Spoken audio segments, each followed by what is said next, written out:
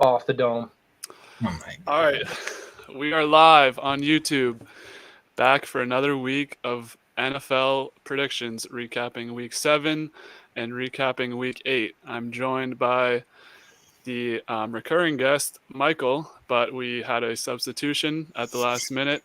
Cam is in Nashville, could not make the stream, so in his place, we brought along Mark Halloran, brother. Do you want to introduce yourself to the Dubcast viewers? Dubcast, Dub, thanks for having me. It's an honor. Long-time listener. I've been dying to be on this Dubcast since I've first heard about it. My name got cut off. It's brother of Michael, not just brother. But we can go with brother. But yeah, to the fans, this is just a testament to you work hard, you can make it to where you ultimately want to be one day. Let's go. I love it. I love it. Thank you for your kind words. So, Mark has been briefed on what we do here. If Cam needs to step out, maybe we'll pull Mark back in. We'll keep track of his picks as we do for everyone. So, with that being said, let's jump into our Week 7 recap. So, coming off of last week, we had Cam 10-5, Michael 9-6. I was 8-7. So once again, we're all positive. 2 weeks in a row, all winning. So this week, I think a storm's coming. I think the favorites last 2 weeks have been pretty good. So we'll see what happens this week. Before we jump into game by game, Mark, do you have any takes on this season overall? Anything you want to say pre-week 8? Any first half of the season's in the books, or do you want to just rip it? Not a ton of takes. I'll get my takes out as we go. I feel like it's kind of shaken up how most people would have it. The favorites are the favorites. The dumpster fires are where they're supposed to be. So I don't know. We'll see. All right, let's jump in. So starting off last week, we had the Broncos versus the Saints. I believe we all took the Broncos on this one. So Thursday Night Football, Spencer Rattler, second career, or was this his first career start? Either way, Saints on offense just don't look good all night. Broncos looked good enough. Cortland Sutton, no targets. What were your guys' takes from this game? Not really sure what the Saints are moving forward, but the Broncos look like they could be a sneaky playoff team potentially. Michael, if you want to jump in first. Broncos are a wagon. I think I said Sean Payton revenge game here. Definitely a big factor. Work some demons. I don't know. The Saints are just a terrible football team, especially without their weapons. No Chris Olave or Rashid Shaheed. Could have seen that it was going to be a not very good offensive game for them. Wasn't expecting that offensive output from the Broncos, but I think they scored a return touchdown too in this game. But yeah. Yeah. It wasn't on Dubcast, so I don't know if it really matters, but week 3, after the Broncos were terrible the first 2 weeks, I made them my immortal lock of the week, getting destroyed by the Buccaneers. Buccaneers have been awesome the first 2 weeks. That didn't happen. I think they lost outright by like 30. Since then, the Broncos, I think, have one loss, and they can owe their season to me, I guess, so far. This game specifically, I don't think I watched it. I don't remember what I was doing, but the Broncos are rolling for sure. Yep. I was on that as well. The Bucs thought they'd blow them out in whatever week that was. Disappointing performance from the Bucs that week. We'll get into this week, but we'll move on to London. Early morning, Sunday. I'll take this one. My Patriots. This was an embarrassing loss. They jump out to a 10-0 lead. Things are looking good. Drake May, it's all hype, all happy. Then all of a sudden we get just 16 runs in a row, 17 runs in a row. Now Gerard Mayo is calling the team soft. There's rumors out there that he's going to be fired today by Kirk Minahan. I don't know how respectable of a source that is, but we've turned into one of the worst 3 teams in the league. And, I don't know how much there is to say for the Jags. It was 2 weeks out in London, so I don't really know how much that counts for anything. But they were able to just run the ball at ease. Tank looks really good. ETN's going to get traded probably, but I think this Jags team, this is what they needed, a get-right game. I know you guys – well, Mike, I don't think you said you didn't watch this game. Mark, did you watch this game? I watched a good amount of this game, hungover on the couch at my buddy's house. Pats got out quick. Drake May looks really good, and then they shut it down, and the Jags just didn't shut it down. Yeah. I don't know what the Pats. I don't know where the wins are, because if we can't win this game in a neutral site, I don't know where we're going to get our wins from. I think we could be looking at a top 3 pick in the future, but we'll talk about them more. Big rivalry game this week, so we'll dive into that one. Pats Jets. That will be an interesting one. So we'll keep it moving to 1 p.m. Bills versus the Dubcast band team of the year, the Titans, 34-10. This was scary for a second. Titans jump out early. What were your takes on this one, Michael? Yeah, they scored the first 10 points of the game and then didn't play anything for the rest of the game. I think after we recorded, they announced that Mason Rudolph was going to start. Yep. But I'm pretty sure I still would have taken the Bills. I'm not sure. Maybe not. I don't think the spread dropped at all. I think it was the same. So was it? Yeah. I mean, Will Levis is terrible. Mason Rudolph is probably a top 50 quarterback in the league, maybe. Will Levis is probably a top 70 quarterback in the league. And then they traded D-Hop this week, so they have officially given up in the maybe Carson Beck, I don't know, sweepstakes. But yeah, the Bills looked good. Mari Cooper got his first touchdown. Called that. Their Ray Davis, is that what it is? Their like 4th round rookie running back looked really good 2 weeks in a row. So yeah, the Bills are looking real good. Yeah, I feel like the Bills are a sneaky team. No one's talking about them. Every year it's like Josh Allen, MVP. Is this the year they get over the hump? And now literally no one's talking about them. The Titans are irrelevant. They're tank mode. But Bills are sneaky. Maybe people start talking about them. Maybe they keep flying under the radar. Who knows? Yeah, I really like the Bills. I think, that piece, Amari Cooper, could be the missing piece they needed. They were supposed to be a little bit worse, having lost a lot of pieces this offseason, but I think they're something to watch moving forward, especially with the AFC East. Who knows what Tua can do? Jets have 2 wins. I don't know Patriots are awful. So I think that division's pretty much almost locked up for them at this point. We'll see what happens. Titans continue to be on the ban list. Fuck them. Next game, Seahawks-Falcons. This was a pretty surprising one for me. I had the Falcons pretty handily. I thought, home game. Seahawks have looked kind of shaky lately.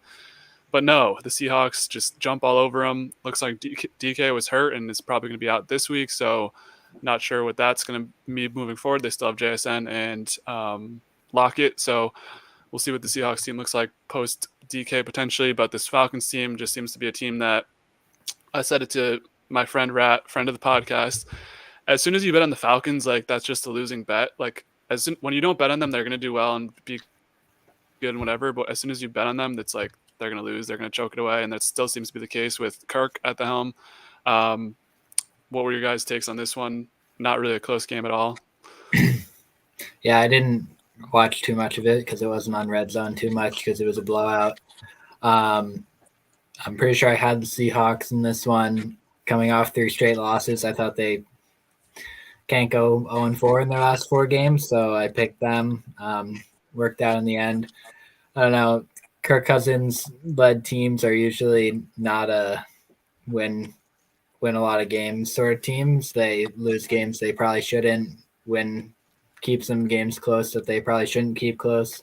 And they were coming off a big win, so it's a sort of a letdown for them. Yeah. Yeah, I don't really have a lot of thoughts. I feel like both these quarterbacks are basically the same person. They need a bunch of people around them to be good, and they can be really good and make the playoffs, but are either of them actually a threat? No.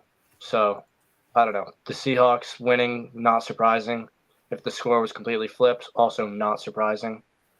I don't know. Yeah, I gave it to the home team. I thought the Falcons at home, could be good, but clearly wrong on that. I'm starting to not trust them a lot.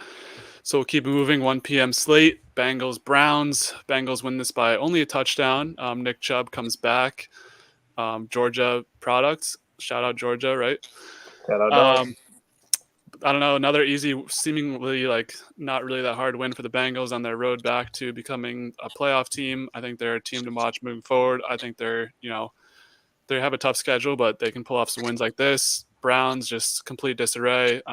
We will talk about the Watson injury and who's starting next week when we get to next week's game, but pretty brutal injury. And I'm not sure if a lot of people were feeling sympathetic to him at all, but I don't think this game was on Red Zone that much either. I didn't catch much of this one, but if you guys have any spare thoughts, seemed to go about as expected. Yeah, it's a tough crowd chanting "You deserve it" to Deshaun Watson after he's getting carted off. They And chanted then- that? Yeah. I didn't even Stand know. by it. Say it with your chest. And then in the locker room after, Myles Garrett was saying that he was a stand-up guy and he had done a lot of good things in the league and was a good human being for most of his NFL career. Probably Yeah, awkward to I'm talk pretty about. sure he's been a pretty shitty human being for most of his NFL career. Yeah. The Jameis speech was hyped, though. Didn't watch it. I didn't see that either. He was like hyping him up. He's like, "That's my guy. I'll die for him," or whatever. All right, we'll move on. This is probably the game of the afternoon, 1 p.m. Packers Texans. We knew it was going to be a tight battle between these two teams. I think these two teams could be in like the fringe Super Bowl conversation. If not, they're already in it. Packers pull it off by a field goal at the end. I had the over. The over was dead as soon as the Texans were like fucking around in that zone. But just an interesting back and forth game. A really good game to watch. What was your takeaways from this one? Mark? I don't know. I'm not totally bought in on the Packers. Maybe it's because they don't have a bunch of big names or wide receivers that create a lot of noise. Jordan Love, everyone loves him. They love love. True. Love is love. Love is love. This is an all-inclusive pod. I don't know. The Texans have the names. They've got the hype of the rookie QB and the rookie coach. So I was on the Texans, and they almost had it, and they gave it up right at the end. So I don't know. It's like another game that could go either way. Both similar teams. Both, like you said, could possibly make a run, but we'll see. Yeah, I think the fact that Joe Mixon came back and put on a show bodes well for the Texans, like long run. The Packers, like, I don't know, Jordan Love's a turnover machine, sort of. Like, I don't know. It's going to be a tough road, I feel like, for the Packers. I see them winning like 11 games. Yeah, I'm not a big fan of the Packers, but, that's just me. Well, looking at the NFC, like, there's an argument to be made that they're like the second best team in the NFC. Hot take. Let's hear the argument. Well, you got the Lions are 1A, right? But Yep. Who else are we putting up there? The Vikings. You trust Sam Darnold over Love? I mean, it's close. They're not both very reliable. Vikings showed some weakness against granted, they only lost by a couple, and we'll talk about that game in a second. But besides that, like, the 49ers are crumbling. The Eagles, you can't really trust in a big situation. The Cowboys are the Cowboys. I'm trying to go off rip. The Commanders, I'm not ready to say. Yeah.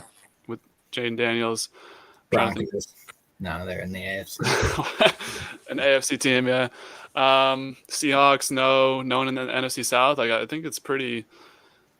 Yeah, I don't know. I would probably still put the 49ers up there just because they've been there. Yeah, And, that's true. I mean, you would think that by the end of the year they'd have some guys back at least and some continuity.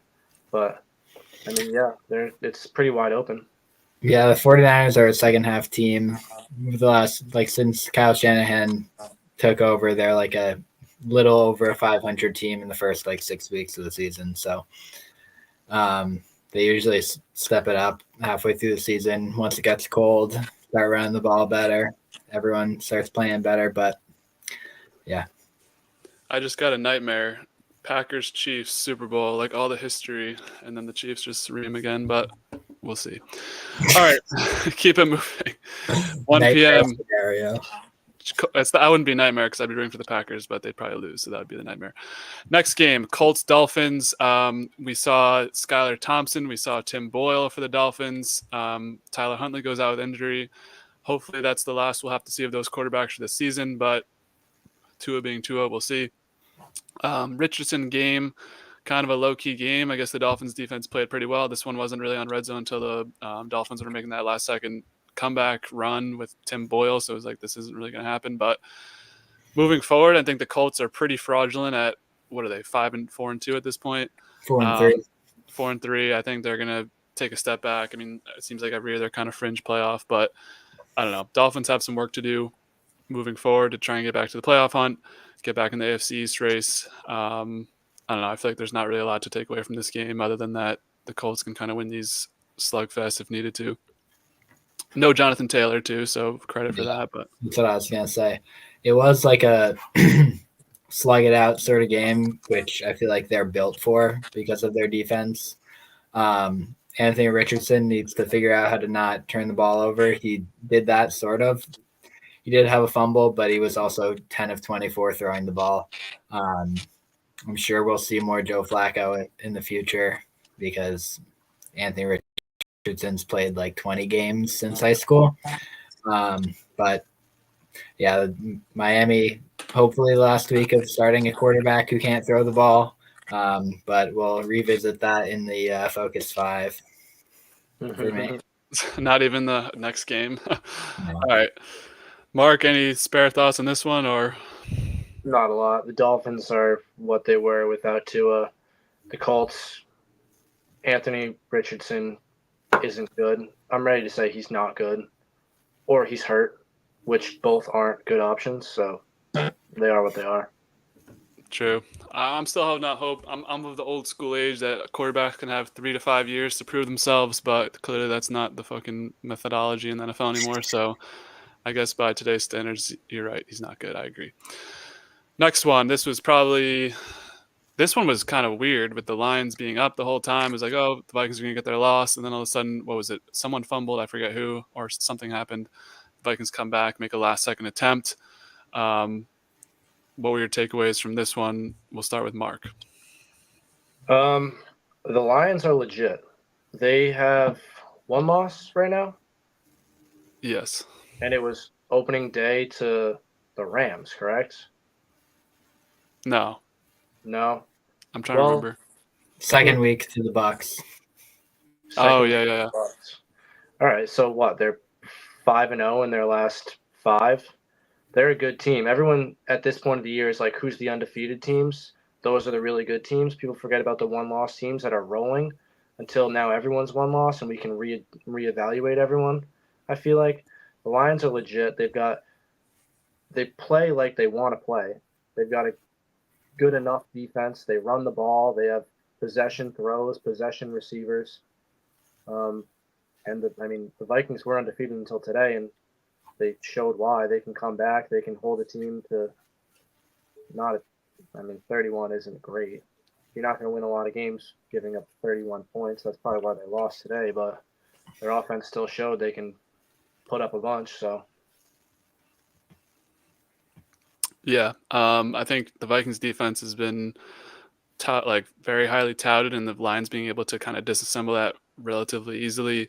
I think Amon-Ra had a decent game. Gibbs had a pretty good game while Montgomery was out. I think this is going to be a good matchup when they play again. The NFC North is really just running away with being the best division in that conference for sure, maybe in the best division in football. Vikings, I think, it was kind of expected that they were going to lose at some point. I didn't see them being like 8-0 or 9-0 or something like that. Always felt like they were going to lose at some point. So I do agree the Lions are the cream of the crop in the NFC. I think right now, if people had to pick a Super Bowl, it's pretty easily Chiefs versus Lions. But we'll see if someone is able to step into the fray in the NFC. I'm interested to see the Packers versus the Lions now, speaking of that, but I'm not sure when they play. Michael, anything else you wanted to add for this one? Not really. That game doesn't make me lose any faith in the Vikings. I think the Lions are like the perfect team to beat them. They're blitzing defense, and you beat blitzes by running opposite of it or throwing screens, and they love doing both of those things. And their play action game was elite. Has been since Jared Goff has been their quarterback. And that's how you beat the Vikings. So, okay, yeah. There you go. Next one, last game in the 1 p.m. slate. Really just bad. Eagles 28, Giants 3. No 28-3 comeback this time. We saw Drew Lock grace the field, which I've been waiting for that, but, in garbage time didn't really look what, we wanted to see out of him. I think this Danny experiment's over. I think people are going to have to pay soon at the end of the season. The GM, Dable, and Danny, at least 2 of those 3 are going to be gone. Eagles, this was surprising because usually they play the Giants pretty close. Usually they don't win games by a lot. So it was nice to see Saquon get that little revenge game because the Giants fans were very irrational reacting to him leaving. We can save that topic for another day, but I was happy to see the Eagles win this one. Not really a lot of this on Red Zone either. I feel like we were kind of focusing on the same 3 games on Red Zone, but from what I saw, it just looked like a Saquon masterclass. And the Giants just had one of those games where they're like, oh, Danny Dimes is not good. Yep, I don't have any other thoughts on that. Giants are not a good football team. I think I might have picked them in this game because the Eagles don't blow out teams, and they usually play the Giants close, but it did not. It was kind of a rat line at 3. Like, it was like, oh, the Giants at home. Like, it was kind of a weird line. Could have been like Eagles -5.5 or something, but I didn't take into consideration the Saquon revenge game. So true. That's the number one most important stat, revenge game. Mark, anything on this one, or are you ready to move to 4 p.m.? No, let's get going. All right.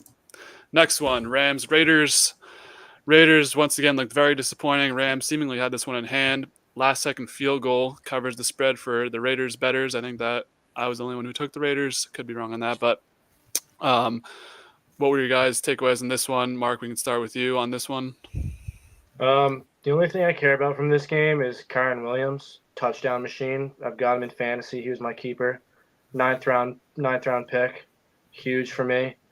Cooper Kupp's coming back. Seems like it. So the Rams could get sneaky. People forgot about them. They could get kind of frisky in the second half. Raiders traded Devontae, obviously. They're dunzo. They don't have a quarterback. Aiden O'Connell got hurt. Yeah, he's on the IR. Yeah. So, I don't know. Tank season for the Raiders, I guess. I guess whatever Tommy wants them to do. But, yeah. True. Yeah. I don't really have anything else. The Raiders are bad. I don't think they'll trade Max Crosby, but they'd get a lot for him, and they have nothing going for them in the next 3 years, seemingly. So maybe we'll see. You get a rookie quarterback thing, anything can happen. Get one of the guys, get Shedeur. Yeah, they're a bad team around that rookie quarterback. That's what they said about CJ Stroud last year. That's Bryce Young. I mean, true. I guess it's the tale of two cities. Yeah. I don't know. I think the Raiders, if they could figure it out, if Tom Brady's actually be able to be an effective owner and actually get in the ear of Al Davis, they could maybe start figuring things out. Maybe that's just me blindly trusting Brady and everything he does. But I feel like there needs to be some fundamental changes on the organizational level. They haven't been shit since 2000, whatever that was, the year that they were in the Super Bowl. Gabe, famous Raiders fan, friend of the pod, is always depressed, but I think they have to they need to choose a side. Either they're going to rebuild or they're going to tank, or try and win or try and rebuild. It's one of those two. But Rams playoff bet looking good. Adding some wins on, so hopefully that happens. First comment of the night: Antonio Pierce, not it. Your take on this one? Anyone? I agree. I don't know. I think it's hard to tell with new coaches when they inherit a bad team. Can you turn a bunch of losers that only know how to lose into winners if they aren't good enough? I don't know. It's hard to judge them. Yeah, but I don't know. My dad's always pissed at him. He thinks he's a rah-rah, whatever guy. Rah guy. I don't know. I feel like all the players' coaches are like that, the players' coaches.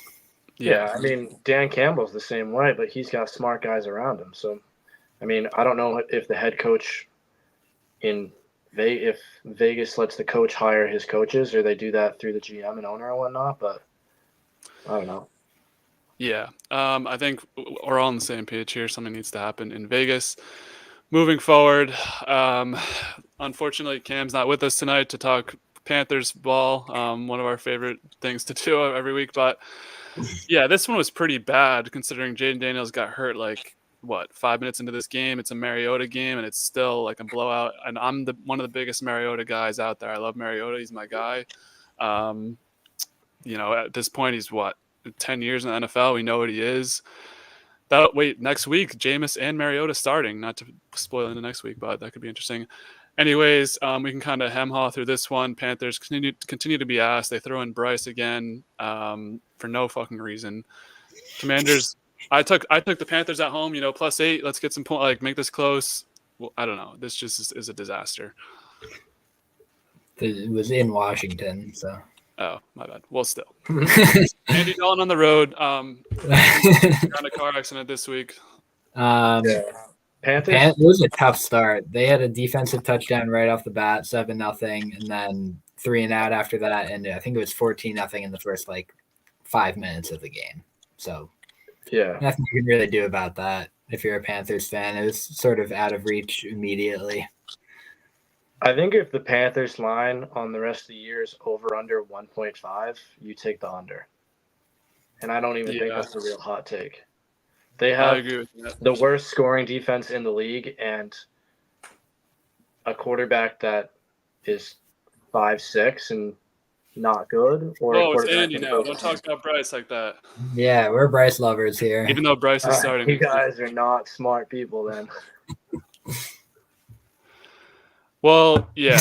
The question always, the Panthers could have gone 0-16, and then they got that win against the Raiders. So it's they got their win. Now everything's just kind of due theory. They could potentially pull off another win. I don't know. I don't know where it comes, but I could see them winning one more. But I agree with you. I wouldn't be surprised if this team ends with 1 or 2 wins in the whole season.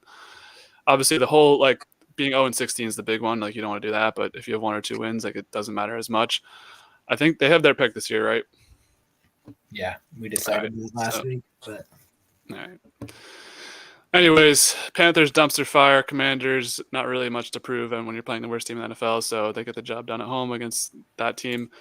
Moving forward to the game of the week at 4:00, Chiefs 49ers Super Bowl rematch. This one was pretty depressing for the 49ers. Ayuk torn ACL, McCaffrey still not back, Debo pneumonia. So really running out with Juwan Jennings, who I think also got hurt. Purdy did what he could. Not enough. Chiefs win 28-18. What were you guys thinking? That was a terrible game. I hated watching it. Five interceptions, 0 passing touchdowns on the day for the quarterbacks. Yeah, the Chiefs are. I don't know. They'll be. I think D-Hop will be great for them. 6-0 is not fraudulent. But there's better football teams, I think, in the league that are 5-1 than they are at 6-0. But I don't know. The 49ers are hurt, obviously, and I don't know where they really go from here, especially if Christian McCaffrey is not coming back for the next 5 or 8 weeks or anything like that. I think he might come back next week after the bye. That's what they said. Or next week early. I don't know. I mean, he was supposed to be ready for week 1, so true. Who knows? True. What can you say? I don't know. Chiefs D is good. Chiefs D is really good. And for as hurt as the 49ers are, the Chiefs are just as hurt. And they still managed to put up 28 and win the game. So, I mean, the 49ers aren't who they will be at the end of the year. And right now they're struggling. They need to get their wins against the bad teams. They've had some bad come from behind, or they were ahead and they blew games at the end already this year, and you can't be doing that when you're trying to stack wins with a hurt team. Very true. I think the 49ers, what are they, 3-4 now? It could be something to look out for. We have another comment. Kareem Hunt looking good. What a guy. Great human. Just the NFL is filled with such wonderful individuals. Yes. All right. For most of his career, he's been a stand-up guy. True. Next one. Lock. This one. Are you a Jets fan, Mark, or no? I'll let you do your spiel and then I'll get into my fandom. All right. I don't really have a spiel. I was going to open the floor up because if I'm joined by two Jets fans, I'm not. I don't have much to say. I'm gonna just observe. I will say. I said if the Jets lose this game, then I'm done with them. So I'm currently That's done with true. the Jets. I'm done. I kept saying, this is the week. They're gonna get it together. They're gonna cover the spread for me. They're gonna win my pick. I think I've lost like 3 or 4 picks straight in a row on them. So whoever wants to jump in first, let's hear it because there's a lot to answer for. Especially if Mark is a Jets fan, he still hasn't even answered that, but I'm assuming he is. No, he's fake. I think this game got out of hand right when Garrett threw a pick six, basically bounced off his chest right into the defense's hand. They could have gone up 17 points on that drive, and then they just crumbled after that. Seems like they're playing tight. They're playing not to lose, just like we always talk about how the Eagles do, how the Chiefs sometimes are the opposite of that, but they are, finally, or we got to win like by the skin of our teeth. The Jets need to play free. They need to not like care so much, I think. And I mean, the score doesn't show like a good game, but I think it was a close game for most of the game until the end.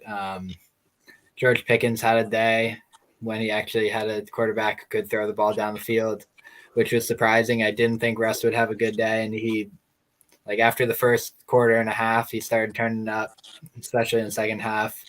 Yeah, it was not good. 2-5 is a bad look.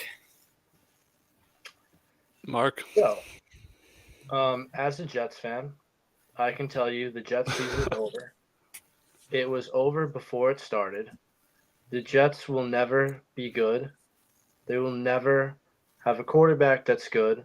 They'll ruin every quarterback, ruin every coach.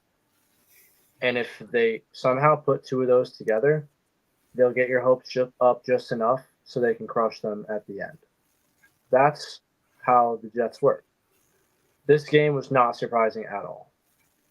The Jets made Russell Wilson look like a really good quarterback. A team that's supposed to have a nasty defense and a pass rush and all these good corners and safeties, and they put 37 up on them. The Jets, I mean, they quit in this game. Like, they gave up 37 for no reason to the Steelers, who probably haven't scored more than 25 all year. Right? They like, what's their second? No, they scored 32 against whoever they played 2 weeks ago. I forget who it was. I think that's fake news. All right, I'll pull it up right now. Keep talking. Whatever. They scored 32 last week against the Raiders. Also, against the Raiders. Aaron Rodgers is not good. Whoa! Can we just say that now? Like, he's not good. Has he played good in a single game this year? Yes. Against the Patriots, he hit mad checkdowns, bro. He was finding all the open. He played well in this game. He had 2 picks that were tip picks that were through the hands or off the chest of his receivers. Okay. And threw for 270. I'll write that down. Next time a team scores 15 points, their quarterback played really well. Okay. I think he has killed this team. Oh, okay, fine. They put 32 against the Raiders. So the Jets are on par with the Raiders. That's where we're at. Yeah, a team that had Super Bowl aspirations is on par with the Raiders as of week 6. I love Mark's a Bills fan, by the way. I love this dichotomy of like Mikey's like always like, oh, we're gonna be fine, like it's just Garrett dropped the ball, and if he could have caught it, like we've been on 17 points, and Mark's like, we will always be disappointed, we will never win. That's what it is. I don't know. Dub, what do you think about Salah? All right, so I'm gonna cut in with a comment because we actually have a comment. So this comment I think is pretty relevant to this conversation. Rodgers is not it anymore. It wasn't Salah's fault. Yep. I think Salah. I don't think he's fully to blame, but at some point, like someone needed to answer. I think that was kind of a quick trigger pull by the owner. I think from just what I've learned this year, like Woody seems to be very like reactionary. If like things aren't going south when he has like a team he thinks can be good, he just pulls the trigger way too quick. I think Salah is like a somewhat decent coach. I don't think he's like That's wrong. All right, I don't think he's like One, built. Woody Johnson has never fired a coach in season. His issue is that he listens to he listens to the media, that sort of stuff, and he's like, I'll make decisions based off of what figureheads are saying, basically. Robert Sala is not a good coach because the Jets lose stupid games, and they are they were the most penalized team over his tenure, and their defense was great, yes, but their offense and their defense still had the same exact issues that they had when he started. They had too many roughing the passer penalties. They had too many like nonsense quarterback hits and jumping off sides and everything like that. And that's a coaching thing. Like if it was a player issue and the team was good, then they'd be winning these games in spite of him. And that's what it felt like when they were winning games last year. Like they were winning in spite of Zach the Wilson. offense and in spite of They're the winning coach. games with Zach Wilson. They were when he was throwing like 2 touchdowns and 5 picks over those 5 games. They were still winning because they had a run game and their defense had turnovers. This year, they're not getting turnovers from defense, and their running game has been bad. Was Salah fired before the Bills game or before this game? Bills. So he's out the door. You have one of the most penalized games ever against the Bills still. You don't get the new head coaching boost against the Bills. And now this week you're playing against the Steelers who don't have enough. Well, I mean, granted it's Russell Wilson. Russell Wilson could potentially be back to like whatever Russ. So I'm not ready to say whatever about Russell Wilson, but I don't think you can say like now that Salah's out the door that like things are going to get better. I think it's going to be the same exact thing, maybe even worse. I don't know. I agree with the comment. I don't think tanking's on the table. You have 1 year left of Aaron. You have to go for it. But I think Salah, I don't think he's fully at blame. I don't know if I'd put him in the top 15 or even the top 20 of coaches, but I don't think he's some like Adam Gase, like one of those idiot level, you know what I mean? Like Gerard Mayo's of the world. I mean, no. he kept running out Nathaniel Hackett, who ruined Russell Wilson in Denver. All right. That is not Salah, though. That is Aaron Rodgers. Yes, it is. All right. Yes, That's it is. 100% Rodgers. No, Come it's on, not. bro. Because he got demoted from his job right after Robert Saleh left. Aaron Rodgers could have been like, "No, you're not demoting him to Jeff Olson." Nathaniel Hackett should be coaching a high school team in North Dakota right now. He should not be on the NFL sideline. So the fact that he still has a job, that's all Rodgers. Yes, he still has a job, but he's not doing anything. He has zero effect on the offense. I don't know. All right, I think we're running in circles here. Michael's just coordinator by Let's get off the Jets. The Jets are on par with the Raiders. He's way too into this, way too defensive. I respect it, but sometimes you got to wake up and smell the coffee. That was you guys when we were talking about the Pats in like week 2 and 3. So true, it's fandom. Dub, where do we stand on Gerard Mayo? I don't believe the rumors he'll be fired. Not liking what I'm seeing so far, though. I think he doesn't really think that much when he's in press conferences. It's a very stark comparison to Belichick. I think he's trying to be too like anti-Belichick, try and be different and change up the culture. I think it's way too drastic. I think he could have been like a somewhat Belichick disciple, maybe change a couple things. I think he's going too drastic with it. His in-game management seems to be horrible, especially with the media. He's awful. He told Rappaport before the team that May was starting. I think he's not thinking things through. He doesn't seem to be ready. I think he just kind of, went on a couple of trips with Kraft, and Kraft's like, I don't feel like interviewing people and paying money for like a legitimate candidate. So let's get the in-house guy who, maybe will do well. I would be very surprised if he's, my Wi-Fi is about to go out, by the way. I would be very surprised if he's still the coach in 2 years, but I think he'll be the coach next year. We'll see. That's my thoughts. I'd want an offensive coach as well because that's the wave, but I guess we're still doing defensive coaches in 2024. All right, we still got to wrap up this Week 7 slate. So we had the Monday night doubleheader. Ravens over Bucks. Bucks jumped out to an early lead. Mike Evans touchdown, but Ravens all Ravens from there. Bucks did mount a comeback, but it was kind of like a Cowboys against the Ravens comeback. It seems like the Ravens may have a problem defending against these comebacks late game. Could be something to watch moving forward.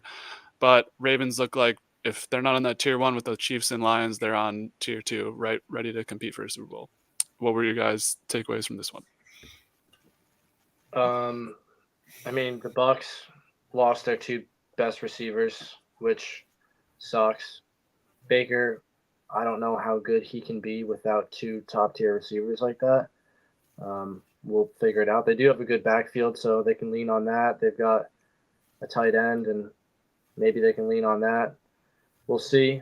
The Ravens are a wagon, though. They can do whatever they want offensively to whoever they want so far. They were a toe away from being undefeated in that week one loss. Derrick Henry is the perfect guy for their offense. Lamar looks awesome.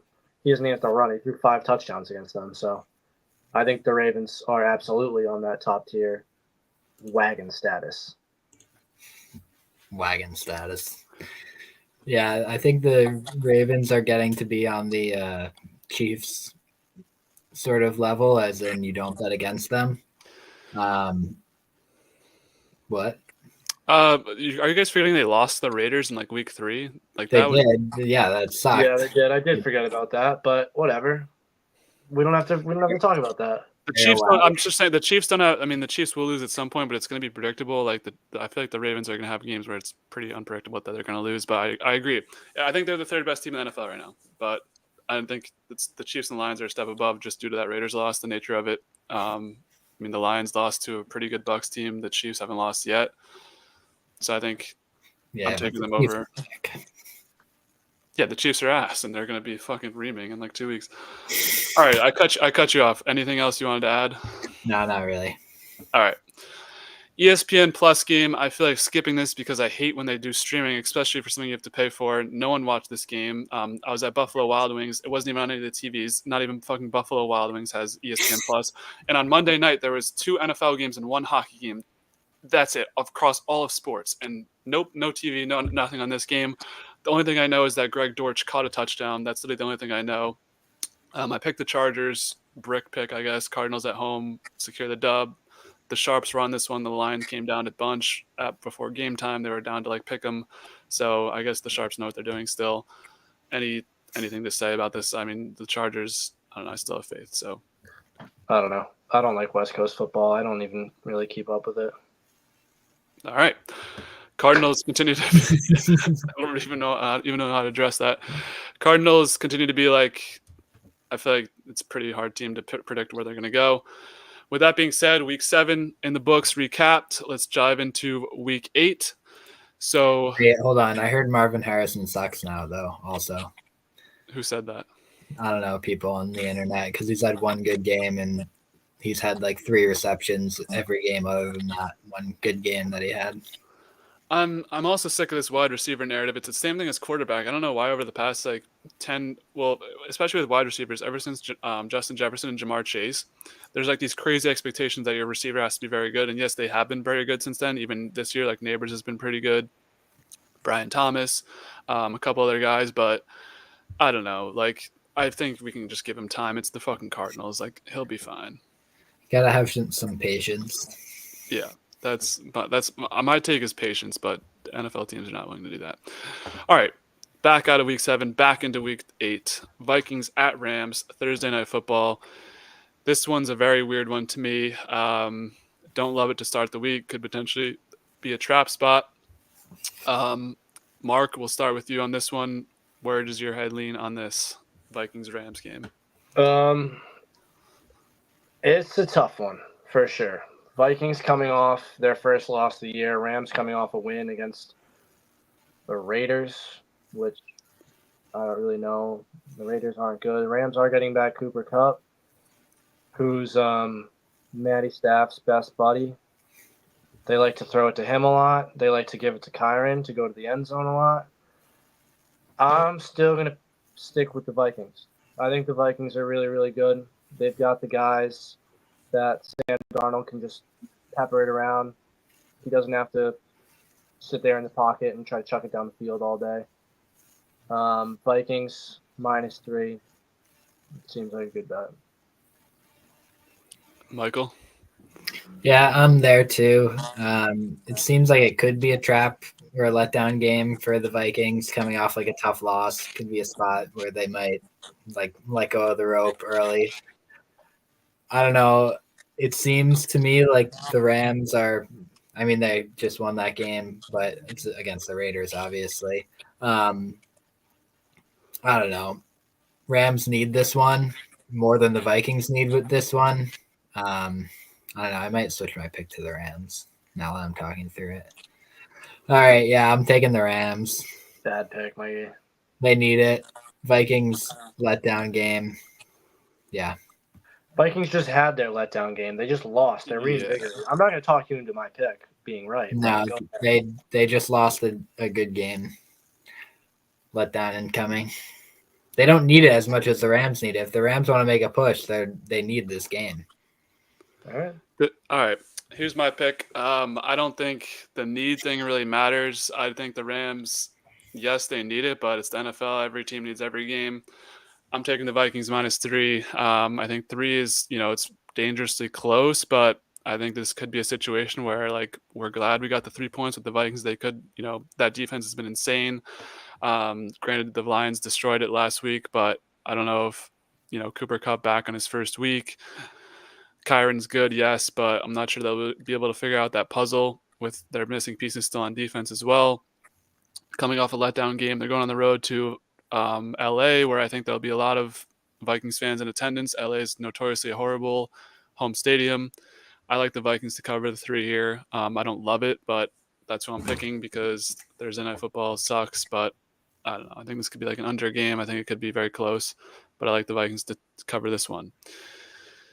Moving forward, Sunday, 1 p.m. Finally, we're off the international games, at least for now.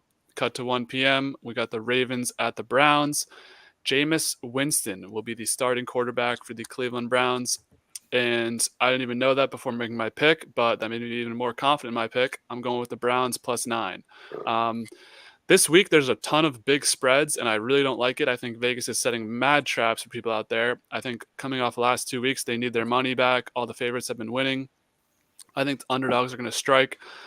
I'm not going to go as far as to say the Browns will win this game, but I think this could be a very, grinded out game where it comes down to a Justin Tucker field goal.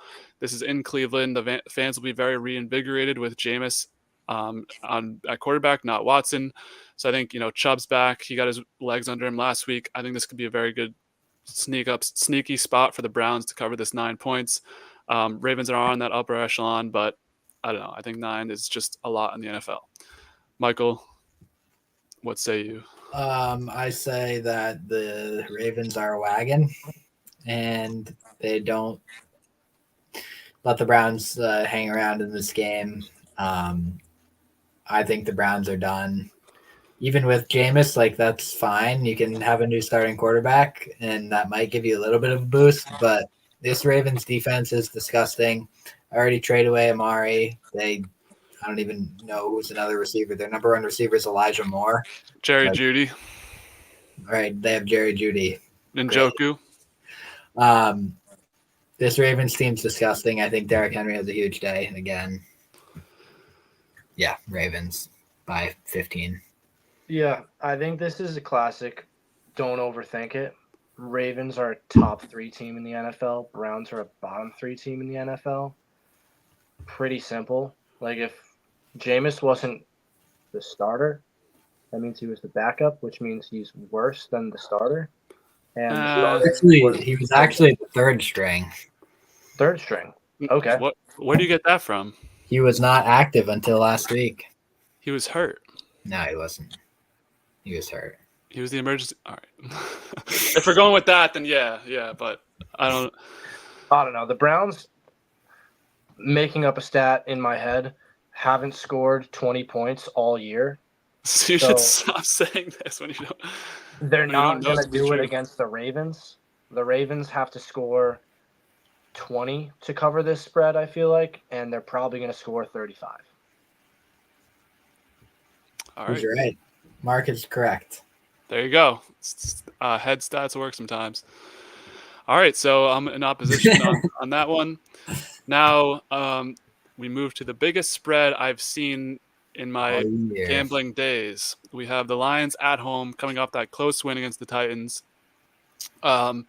Notoriously, the Titans have been banned from being picked on this Dubcast list, but Mark, you are not on the usual cast, on the weekly cast, so we'll open the floor to you. Do you like the Titans to cover this 11, or are you taking the Lions? I'm not going to go against the boys. I'll respect the rules. Lions minus 11 Respect. seems healthy. Like we said, the Lions might be the best team in the NFC, maybe the NFL. The Titans are probably the worst team in the NFL. Again, I feel like they're trying to trap us, but I will gladly fall into this trap just like I did the last one and take the Lions. Yeah, I'm with you. Lions all the way. 11, when you see it for the first time, you're like, whoa, because usually the most you see is 10. So 11's providing even more of like a cushion for the Titans to come back and make this a game. But we saw it last week versus the Bills in Buffalo. Like, what's going to be different this week? I guess you have a full week of Mason Rudolph practicing, but that was the plan last week as well. So I don't know. D Hop's out of the picture now. It's Calvin Ridley and Tyler Boyd. It's Mason Rudolph and Will Levis, though. So I really don't see the vision here. The Lions are always going to score a bunch of points. I just don't think the Titans will be able to keep up with them.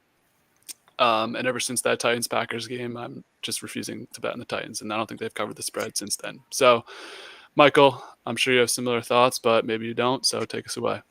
Yep. Lions, easy. Better team wins. A lot better of a team wins by a lot. Yeah, that's it. Yep, not much to cover on this one. Moving forward, we have an AFC South divisional battle between the Colts and the Texans. Texans coming off a rough loss last week. They are -5 at home here. I think it's going to be Richardson again because I don't think he got hurt last week. So, Michael, we'll go back to you. What are your takes on this game? This is like a toss-up for me, honestly. The Texans don't play blowouts. I had it at 6. 5 is better, I guess, to take the Titans. Titans. The Colts. Texans, What? you mean? Yeah, Texans. Did I say Titans? Yeah. Yeah, that's There's so much on our mind that we need to. Yeah. I'm gonna take Colts just because I don't think the Texans have blown out anyone this year. I mean, they did last Patriots. year. So that doesn't count. Okay. Last year they blew out a bunch of teams, but this year it seems like they are loving the close game. Yeah, the Colts are. Is it at Texans? Yeah, it is. Yeah, I'm taking the Colts. Mark? Yeah, I don't know if I would call -5 a blowout. Win by 6, that's still a pretty close game. And, I mean, the Texans score points. Maybe they don't blow teams out, but they score points. And the Colts, with Richardson, don't score points. I could be wrong, but the vibe I get from them when he's playing is we don't score points. We don't really complete passes. We try to run the ball, and we do a pretty good job. But the Texans with Mixon, right? Yep. Mixon adds a different aspect to their offense. I think the Texans is the play. I don't think the Colts have the numbers in their offense to keep up. Even if it's not a blowout, they win by a touchdown. Still a cover. They haven't done that this year. Except we'll against see. the Patriots. Patriots don't count. Plus they won. They beat the Bears in week 2 by 6 points. I had it at 6, so that was why I was taking the Colts, and I'm sticking with it. All right, I'll break the tie as the Colts whisper. I'm taking the Texans coming off of last week. Tough loss against the Packers, heartbreaking fashion, game-winning field goal. I think they jump out to an early lead in this one. And like Mark said, I don't think the Richardson really has the capabilities to start gunslinging and coming back. Like if it's going to be 14-0, I think it's not like that game's over. The 5 points, like that's a touchdown. It's not really that much to me. I think the Texans could win this easily by 2 scores. I like what the Texans have done this year. I think they're one of those upper teams as well, maybe tier 2, but the Colts I think are a little bit lucky to be where they're at right now. I think they need a loss to bring them back down to earth a bit. So I like the Texans -5 here. Now we beat the Jaguars by 4. And they beat the Colts the first time they played by 2 in week 1. Yeah, that was in Indy though. And week 1. Yeah. Exactly. Richardson's beat up. If JT goes, maybe the Colts can make like a slug it out game. But I like the Texans' offense way better with Mixon and all their weapons rather than the Colts and Anthony Richardson and Stroud's just way better than Richardson. Next game, Packers Jags. I'll start it off. I hate it, but I'm taking the Jags. I think this is a Vegas trap game. I guess I keep picking against the Packers in these games. I think they're going to lose. But I don't know. I think the Jags at home, questions were being asked. They got that win against the Patriots, get right game, fly back, Sunday night, say hi to the kids, lock back in. Packers had that close win last week. They may be playing on exaggerated emotions. Also, the Packers have 1 or 2 losses. I think they're due for a loss. I think the Jags can win this game outright. I think, Vegas showing us 4 points. I think that's a message. I'm trying to read between the tea leaves here. I like the Jags +4, even if it comes down to a field goal. Michael, we'll go to you next. I don't trust the Jaguars at all. I think the only reason they beat the Patriots last week, right? The Patriots. Yep. By that much is because they were staying out there in London and Patriots were the visitors. I don't trust them at all. I mean, they can score a lot of points, but they can't stop anyone. And the Packers love scoring points. That's what they do. I think it could be a close game, but I think it's a touchdown for the Packers. Yeah, this game's like reading Chinese. I've got absolutely no idea. The Packers are a team that I could probably name 3 of their players, and the Jaguars, you just see their logo and you think they're terrible. I'm gonna go with who'd you pick, Michael? Pack. He wanted to pick Pack, but now that you picked him, he has to consider. I think I'm going to go for the Packers. Why not? The Packers are a good team. The Jaguars aren't. Maybe they got a boost last week just because they played a terrible team. If the Packers are going to be good this year, they got to beat the Jaguars by more than 4 points. So go out there and this is me challenging the Packers. Jordan Love, if you're seeing this, Matt LaFleur. Oh, wait, actually, breaking news. Do you know who was cited on the Packers sideline today? Mr. Robert Salah. So you're betting with Salah. Defense wins championships. I stand with Salah. There you go. All right. I'm outnumbered on that one as well. So we move ahead. Next one, Cardinals in Miami. Dolphins. Tua expected back this week. 3.5. Nice little hook there. What do you think about this one, Mark? I notoriously don't like West Coast football. Yep, that's true.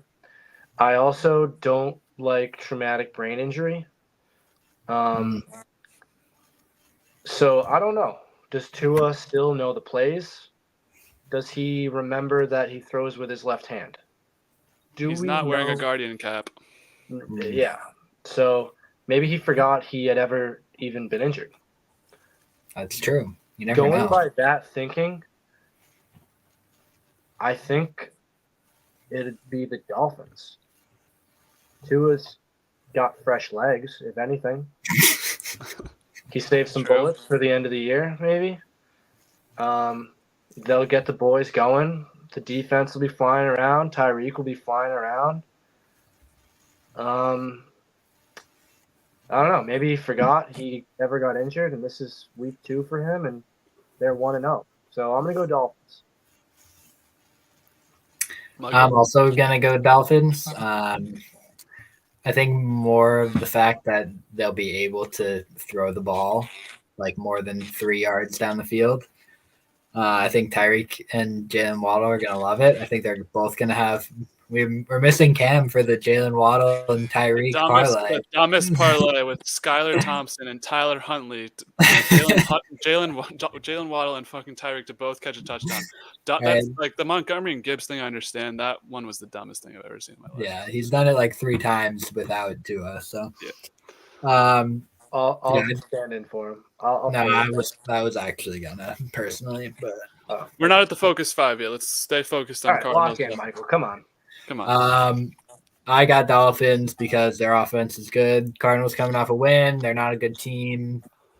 2 in a row. Are we really thinking the Cardinals are winning 2 in a row? Probably not. Yeah, I'm with you. Let's make it a clean sweep on the Dolphins. Originally, when I wrote up the spreads yesterday, the Dolphins were -3. I would have slammed that. I would put a lot of money on that, but the 3.5 hook is giving me a little pause on betting their spread. But I do like the Dolphins more than the Cardinals. Cardinals lost, come back down to earth after that win against the Chargers.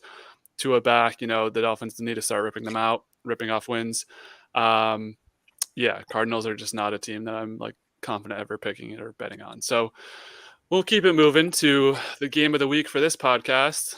Jets at Patriots +7.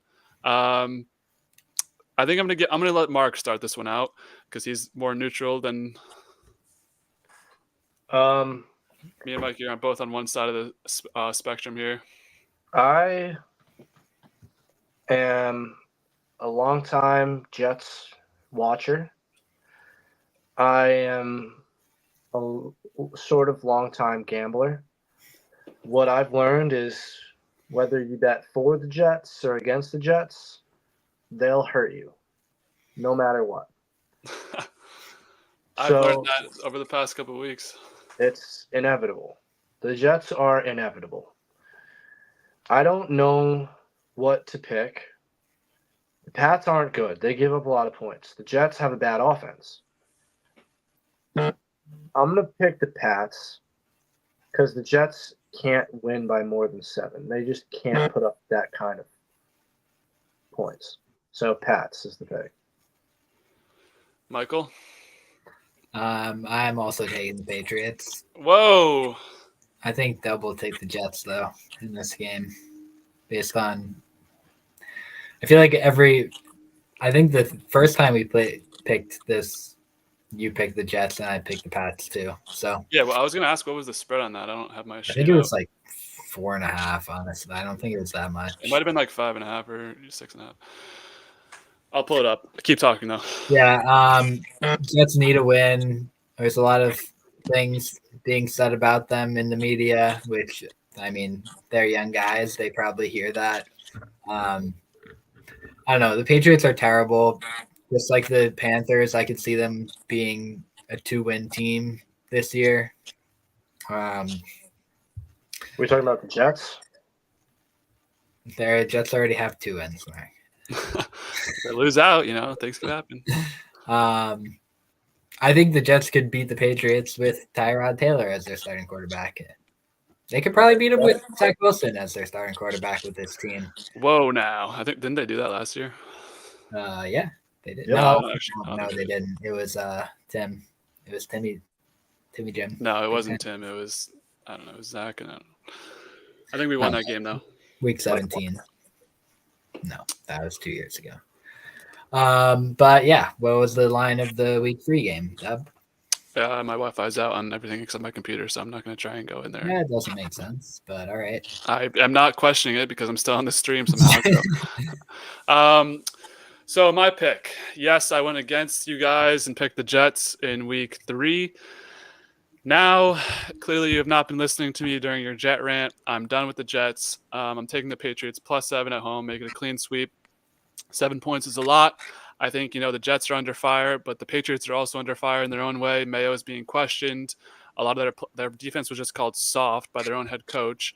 7 points. In fact, soft, though? What?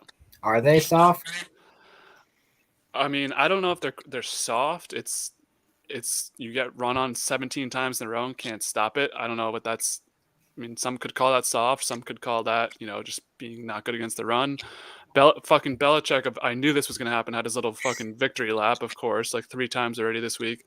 So I think, just as much as there's pressure on the Jets to win this game, I think there's pressure on the Patriots to win this game.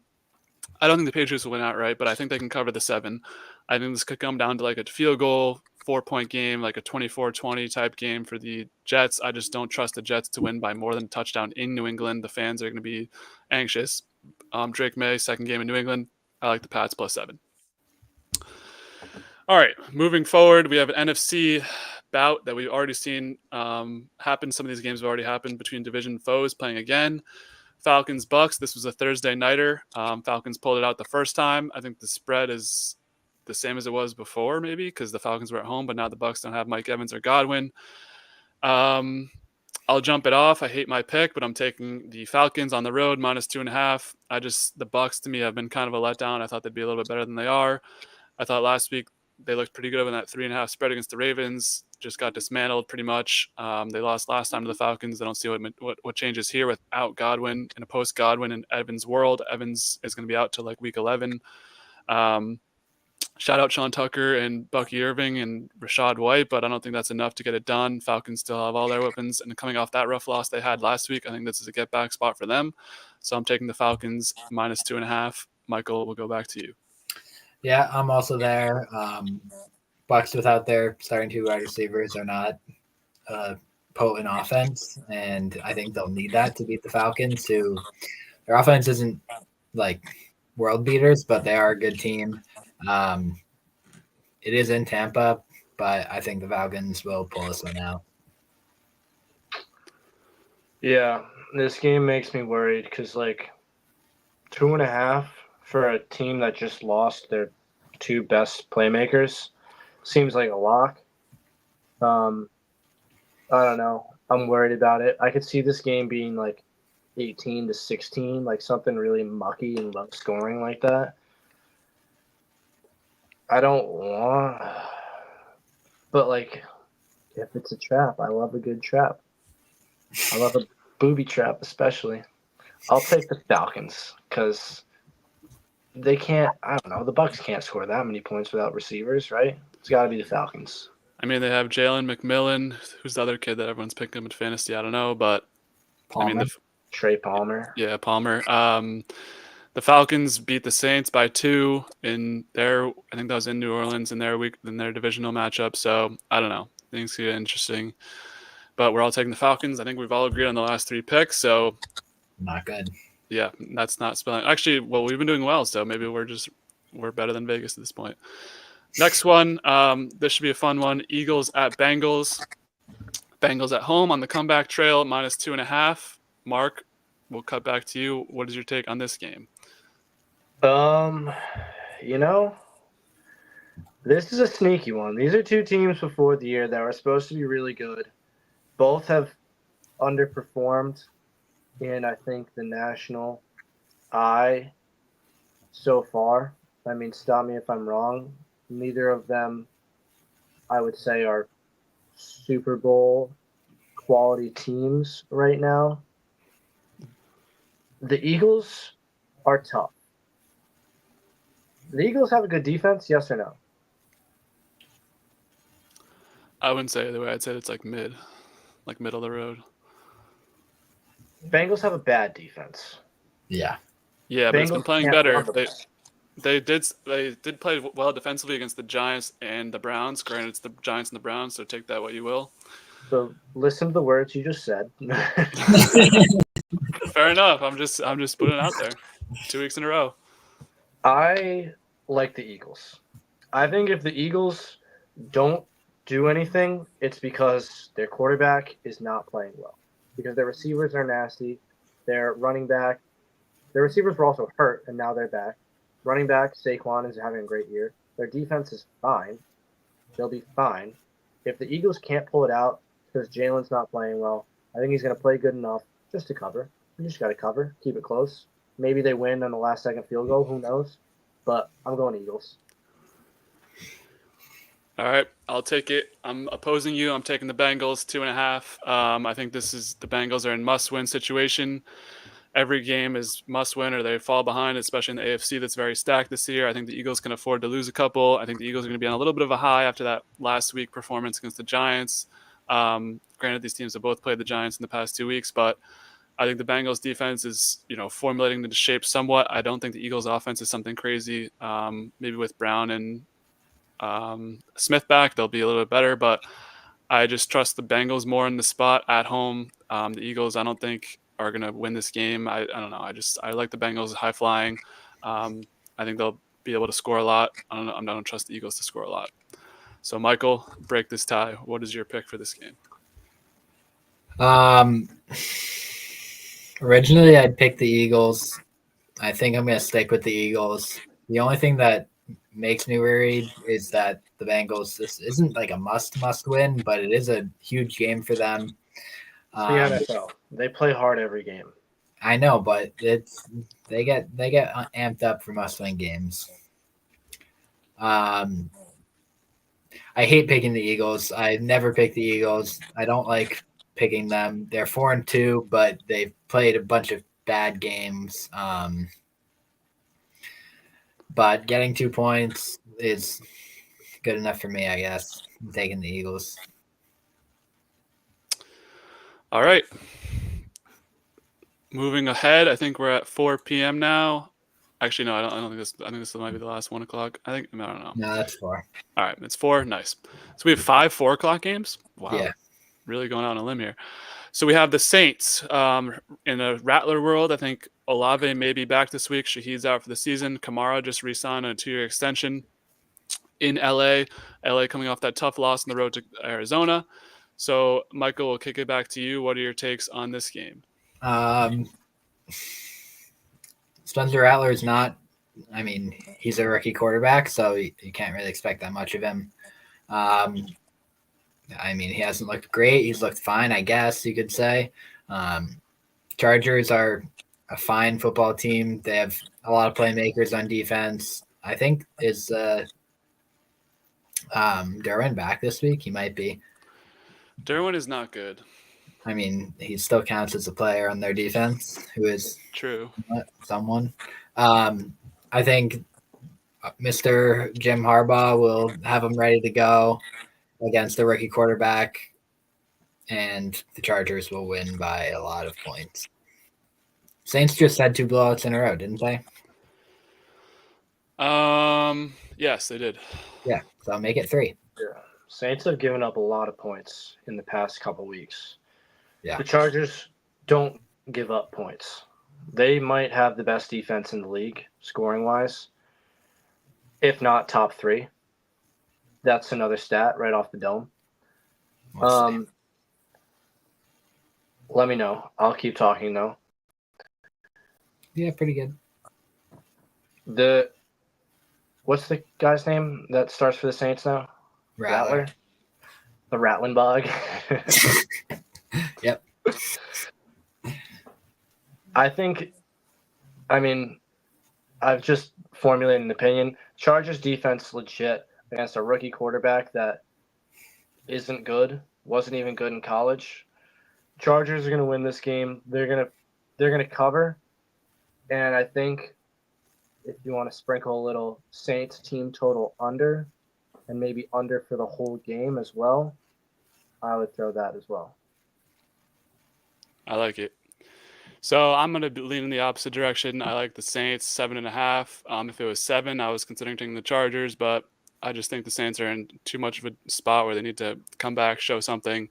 Rattler didn't look good against the Broncos. Now we're heading to LA. I mean, things could get better for them there. Maybe there's a couple New Orleans fans there.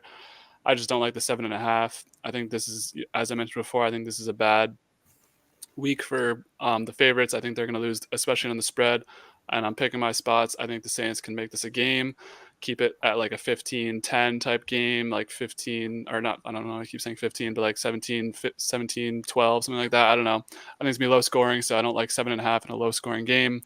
Saints defense hopefully gets a little bit better against Herbert and them boys than they were against Bo Nix, but we'll see. So heading out to another 4 o'clock game. This might be my favorite game to watch of the week. We have the Bills in Seattle, +3 for the Seahawks at home. I'll start us out. I like the Bills. Keep it moving, keep it going. I think the Seahawks had that nice win last week, but they're bound to come back down to earth. And this week, I think the Bills are pretty much a wagon at this point. They have had a couple losses, but those were to teams better than them, like the Ravens. So I think the Bills get it done here. 3 points, I'm okay with it. I don't love it. I would like 2.5 better, but the 3, maybe we push, win by a touchdown. I just think the Bills offense is too explosive for the Seahawks defense, and the Bills defense can play a little better than the Seahawks offense. I think the Bills can get this done. So we'll go back to Michael. My sheet, I had the Seahawks, but I'm switching my pick to the Bills. Without DK, I'm pretty sure he's not playing, probably out for a little bit. Um, I mean, the Seahawks are fine. They have JSN and Lockett, but neither of them are like taking the top off the defense or anything like that. So I think the Bills will be able to play good defense. So, yeah, I agree. The Bills are pretty much a wagon. Mark? Yeah. The Bills are a good team. The Seahawks are a good offense. I think Geno's got the most yards in the league this year, passing. Is that a brain Oh. stat? No, I do. I know that one off the top. I know that one for sure. Geno's the leading passer in the NFL right now. That's because they get behind and they need him just slinging around. And their offense is very down the field with their passing attack. They've got Lockett down the sideline. They've got DK wherever they want him. Jackson, Smith, and Jigba. I don't really know what he does. I don't think I've ever seen him catch a football, but he's Who? got a name that I know. JSN. All right. The OSU receiver slander continues. Go on. I don't really want to pick this game. I might just pick the over. Are we allowed to do that on this podcast? No, you have to give a pick. You can add Yeah. that for later, but All right. Well, I'm definitely gonna pick the over, and I'll give the Bills just because I like the Bills. He's a Bills fan. I'm a Bills fan. Shout out Ron Deos, Fort Myers, Florida. Great Bills bar. They've got a whole section cut off for just Bills fans. So, shout out Ronnie D's. all right. Sponsor us, Ronnie. Keeping it moving, 4 p.m. still. We have what was supposed to be a game between the number 1 and number 2 pick, but now it looks like it will be that, but just from the number 2 pick from the 2015 draft. We have the Bears heading to the Commanders plus 2.5. Mark, we'll go back to you here. What do you say on this one? This is a game that really helps out something I'm going to talk about later. I don't think Jaden Daniels is going to play. He hurt his ribs or his insides or something. I don't know. He's week to week. That leads me to believe he's not going to play. So Mariota will be in there. They looked great last week. They were playing the Panthers, who are historically terrible on defense. So I don't know what that means. I guess a good spot for Mariota to get some reps, get in there, feel good. The Bears have also looked really good. I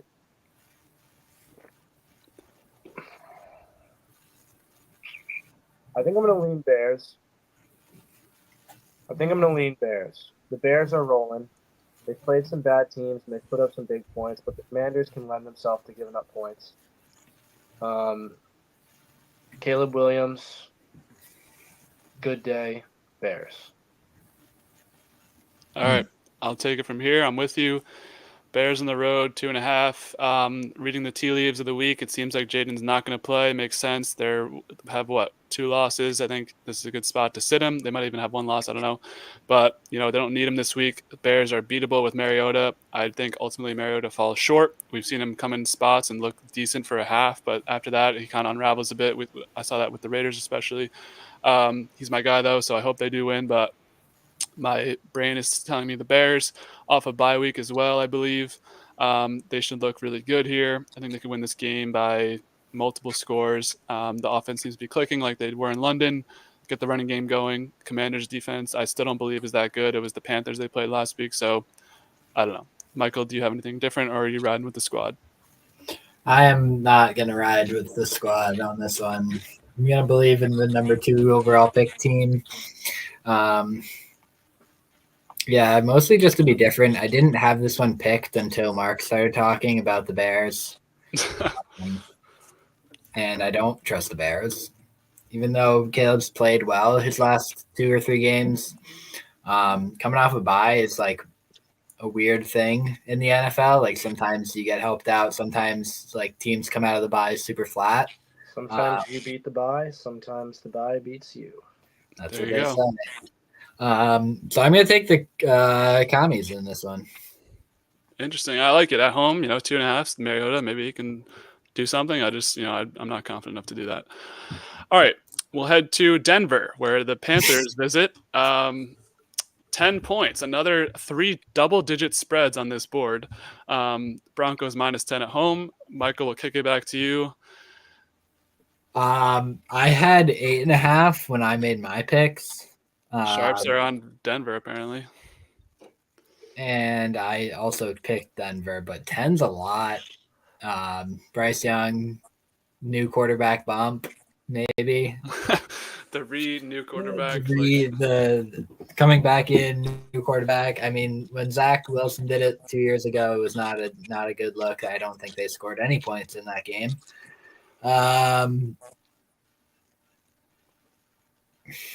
Yeah, I guess I'll stay with the Broncos. No, I'm not. I'm taking the Panthers. Broncos coming off a huge win. Letdown spot. Panthers are terrible, but 10's a lot of points. All right, I'll take this one. I'm with you. Panthers +10. I think there's too many double-digit spreads for me to be like the Lions are going to smoke, the Broncos are going to smoke, and then the next game we'll talk about is going to smoke as well. I like the Panthers +10. I think this could be a low-scoring game. The Broncos, they did have that 33-point game last week, but they haven't really been in they seem to have these games where they'll blow you out and then all of a sudden they win 10-9. I think 10 points is just too much for me, so I like the Panthers. Granted, it's the Panthers, but Bryce Young, I don't know if Jonathan Brooks is playing this week, but apparently Chuba Hubbard's really good this year. You still have Deontay, you still have Xavier Legette. There's still weapons to be had there. Maybe Bryce has learned something in this time off. I like the Panthers +10. Mark? Yeah. The Broncos didn't, Bo Nix threw for 150 yards last week, no touchdowns. They scored a defensive touchdown, and that's how they got to 33. I don't see them doing that again. I agree with the probably under on this game, but yeah. I think they could absolutely score a defensive touchdown this game.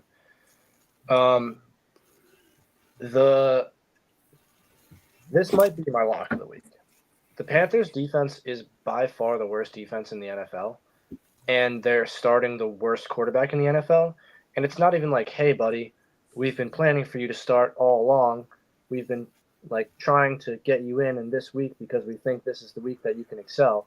It's the guy we replaced you with got in a car crash, so here you go.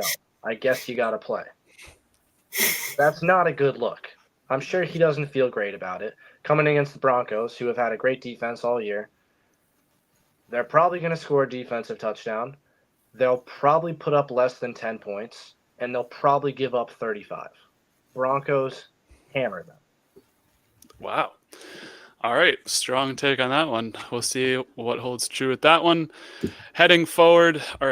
Moving forward, we have the Chiefs and the Raiders.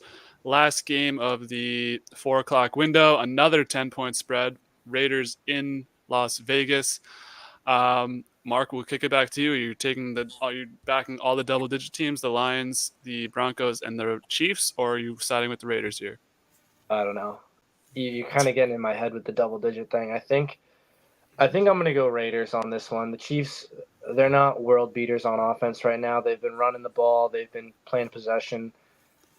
And, last game's Mahomes tried to not even play possession. He tried to give it up all the time. 10's a lot for a team that doesn't score a lot. And, I don't know, the Raiders are frisky. They can score some points. I'm going to go with the Raiders in this one. Mikey? Camp against the Chiefs. Dubcast rule. Mark's breaking rules. I didn't know the rule. That's not the Titans are bandless. Bandless is different. The Chiefs is just the smart pick. There's a difference. It's not a real official rule. It's a rule. It's like a word of advice. 1 week I bet against the Chiefs, I lost, so that was good. Raiders with Gardner Minshew, I'm pretty sure starting. Don't know who their backup to him is. Got rid of Devontae, didn't help them at all. And Antonio Pierce said some things this week that was stupid. So, yeah. What's new?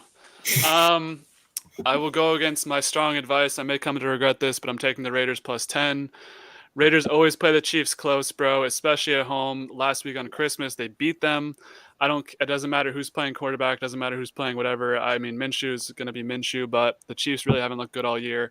I think I might even like sprinkle Raiders money line if I'm being honest. There's probably insane value on it. Like there's an off chance it happens.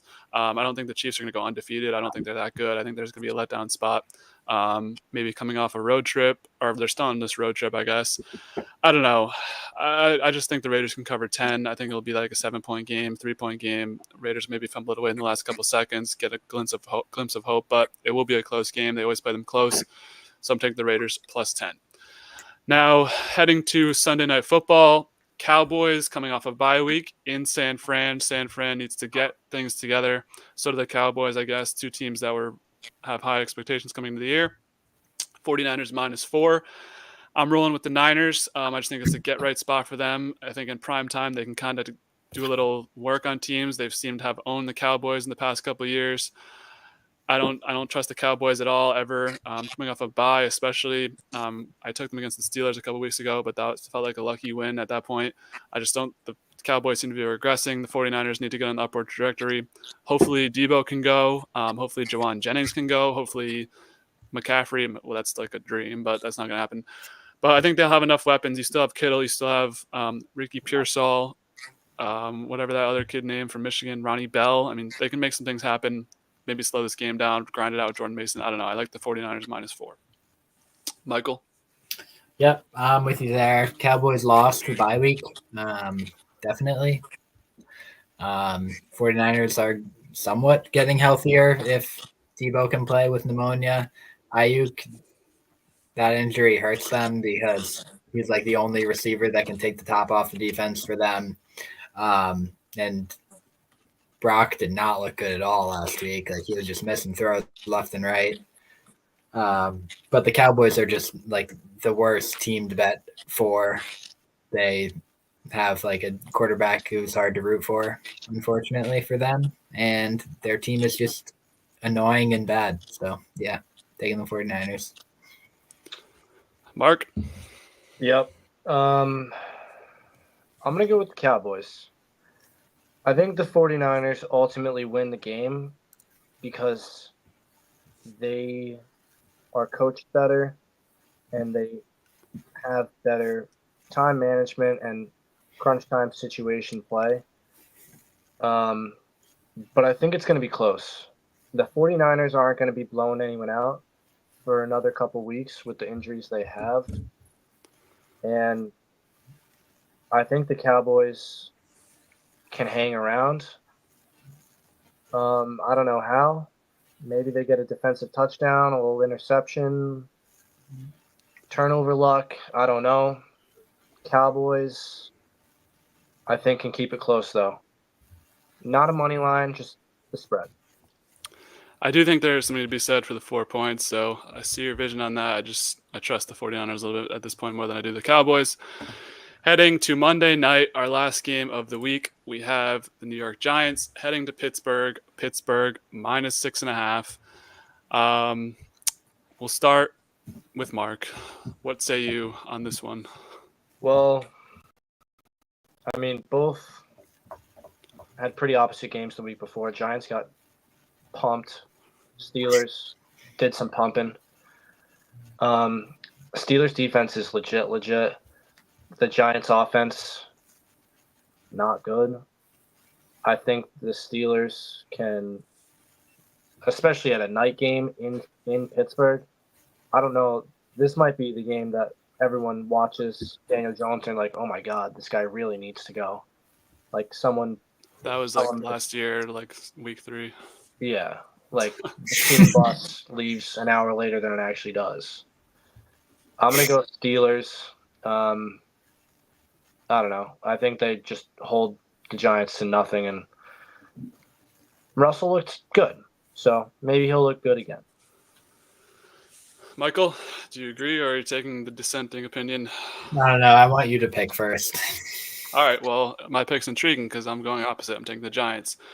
Once again, picking my spots against the favorites. I'm just really banking on this being a bad week for the favorites. I do like the Giants in this spot, though. I think the Steelers last week kind of had the best scheme possible you're going to have with Russell Wilson. I think it's come back down to earth now. There's film on him. I don't know. I trust the Giants in prime time a little bit, keep it close. We saw them on Thursday Night Football, keep it close with the Cowboys against the Bengals. You know, they were in that game. They lost 17-3, but they were in that game for most of it.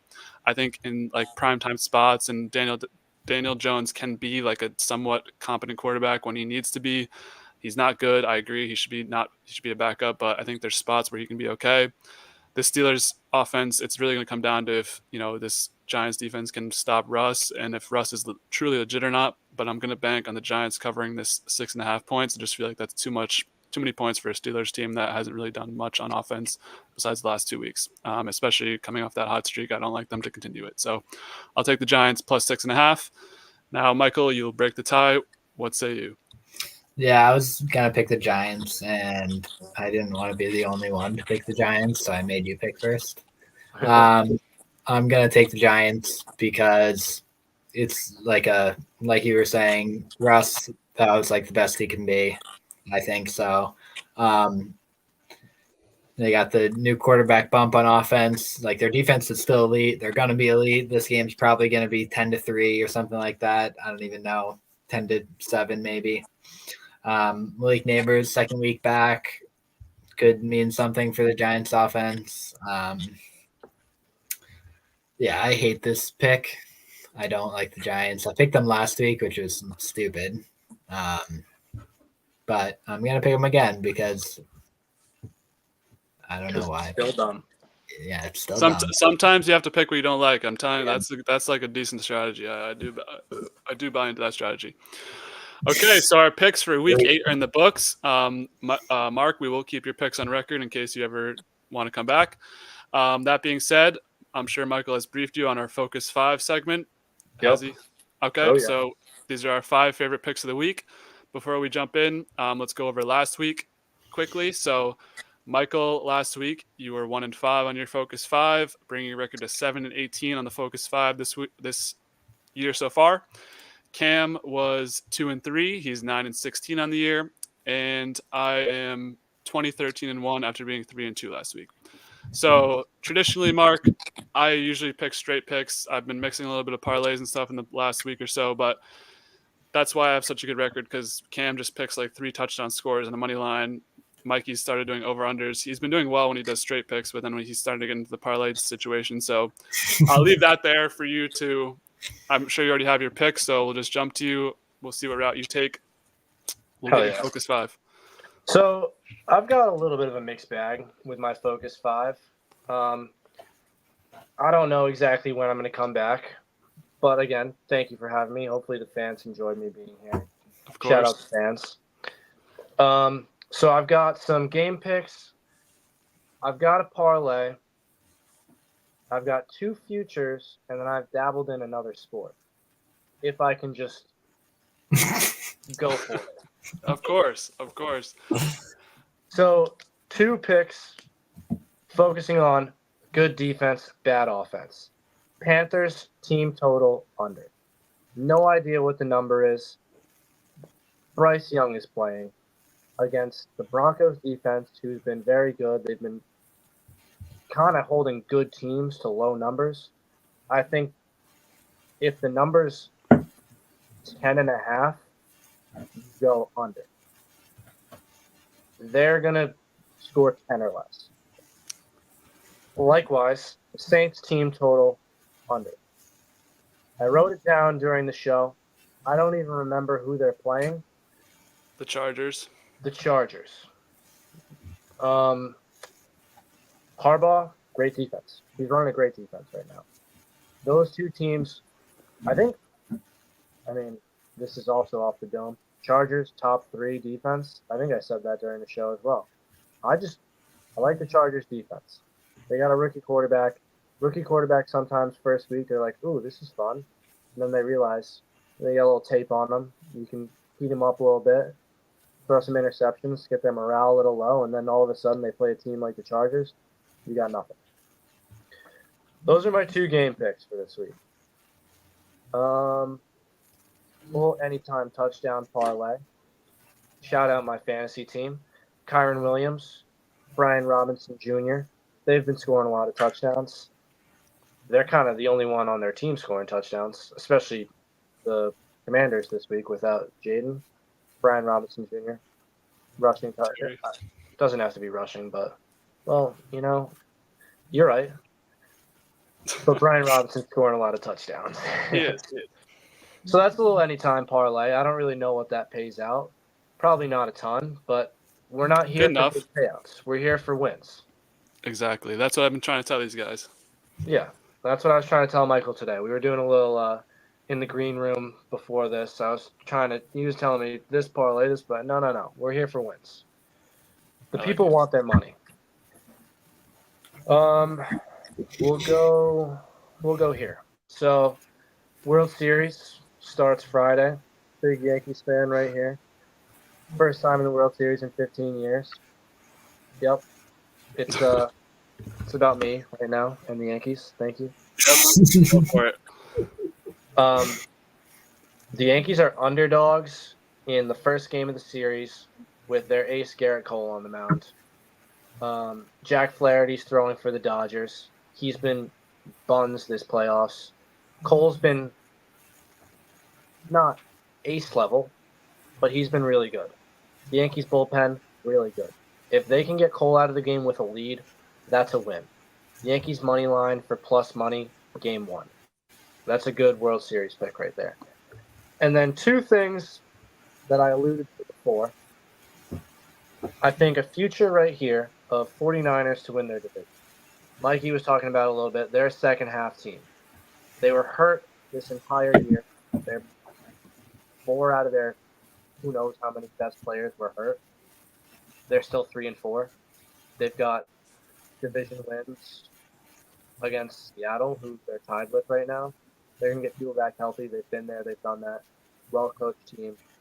I think 49ers to win their division. I think they're like plus 180 right now. Just win NFC West. I think that's great value. And then my last one, Jaden Daniels, Rookie of the Year bet. Oof. Jaden Daniels, Rookie of the Year. He's minus 115 right now after being minus 250 just a week ago. He gets hurt. He's probably only out for 1 week. And they play against Caleb Williams. That will probably – Caleb's going to play well. Commanders don't have a great defense. Caleb's going to play well. He might even jump Jaden in the odds. Jaden Daniels is such a better quarterback. He won me a lot of money betting him to get drafted second overall. He's going to win me a lot of money. You bet him this week at minus 115. You bet him next week probably at a plus number because Caleb's going to play this week and do well. Jaden Daniels, Rookie of the Year. Jaden Daniels, Rookie of the Year is the freest money that you could ever have. So those are my picks. 2 team total unders, an anytime touchdown parlay, Yankees money line, a couple futures. So, Dub, thank you for having me. Hopefully the fans like and subscribe, comment. All right. We need a quick rapid fire mode because I'm about to get disconnected due to Verizon. We're on the phone with Verizon, I guess. So, Michael, just say no explanation. Focus 5. Here we go. All right. Cardinals money line plus Tua dying on the field. Malik Neighbors and Brian Robinson Jr. touchdowns. Maybe if you want to put what's his face in Arizona in there too, rookie quarterbacks. And then we're going to do new receivers on new teams, which is probably something on one of the books. They have this Devontae, D-Hop, and Amari Cooper touchdowns. And then we're going to go with a little Mariota rushing touchdown plus a money line. And then we're going to go for a little sneaky Giants money line and Malik Neighbors touchdown. Interesting. All right. My focus 5. Browns plus 9 at home against the Ravens. Bengals minus 2.5 at home against the Eagles. Raiders plus 10 versus the Chiefs at home. I got a little money line parlay like the Dolphins, Bills, and 49ers, all to win, not to cover their spreads, just to win. And then I got a little touchdown scores. My new methodology on touchdown scores is pick star players who didn't score last week. So I got some wide receivers. We got Stephon Diggs, Tyreek Hill, and Devontae Adams all to score this week. Sorry to wrap it up quickly. Mark I have a Caleb Williams future on him to win Rookie of the Year, so that really hurt my feelings by you picking Jaden Daniels, and he's minus 115. So why would you bet minus 115 on the future?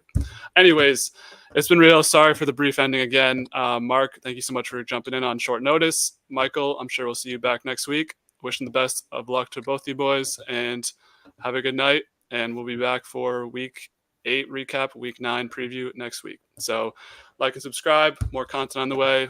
Weekly shows, weekly live streams. You know the deal. Peace out. Let's go Yanks. Here we go. All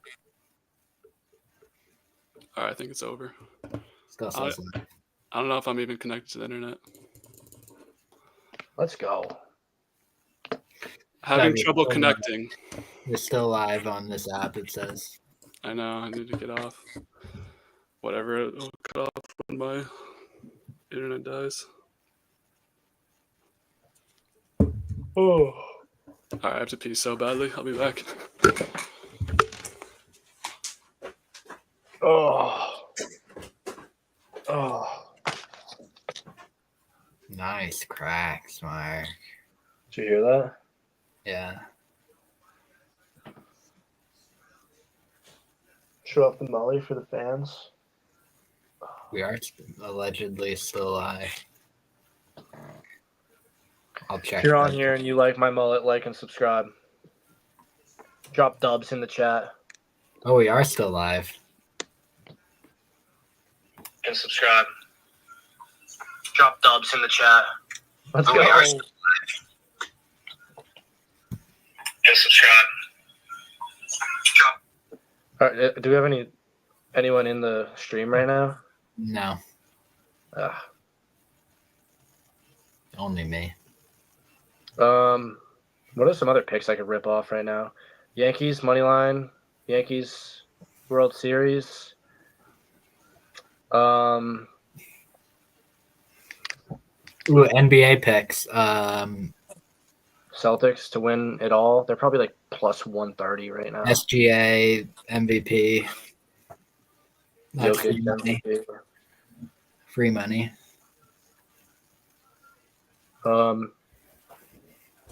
If anyone's gonna be in Nashville on Halloween, I'll be there. Hit me up. Comment in chat. Cam will be there. No, he won't. You could stop and visit Cam in where he lives. I probably won't be around that way. Charlotte. No. Coming down through Virginia. Through Virgie.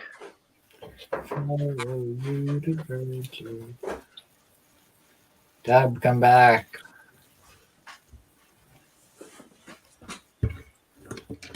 We're still live on YouTube. I know. I'm trying to get rid of it. It says having trouble connecting. I don't even know if I'm connected. I don't know how I'm connected.